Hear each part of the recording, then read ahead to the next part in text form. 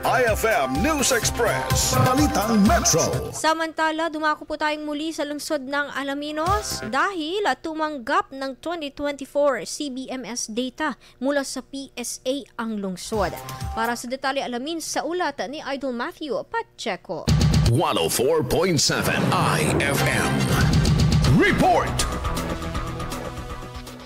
Idinaos ang turnover ceremony ng 2024 Community-Based Monitoring System data mula sa Philippine Statistics Authority patungo sa pamahalang lungsod ng Alaminos kung saan formal na naipasa sa lokal na pamahalaan ng datos na magsisilbing gabay sa pagpaplano at pagbuo ng mga programa. Ang CBMS na nakasaad sa batas ay nagbibigay ng komprehensibong impormasyon upang mas mapabuti ang paghahatid ng pangunahing serbisyo sa bawat komunidad. Ayon sa pamahalang lungsod, mahalaga ang CBMS data upang maging mas epektibo ang paggawa ng pulisiya at pagpapatupad ng mga programang inklusibo at nakatun sa pangmatagalang pag-unlad. Dumalo naman sa aktibidad ang mga kinatawan mula sa PSA, DILG, at ibang departamento ng pamahalang lungsod at civil service organizations. Pinangisawaan ang gawain ng City Planning and Development Office, katuwang ang PSA Pangasinan. Kasama mula rito sa IFM Bigupan, ako si Idol Matthew Pacheco. Tatak IFM.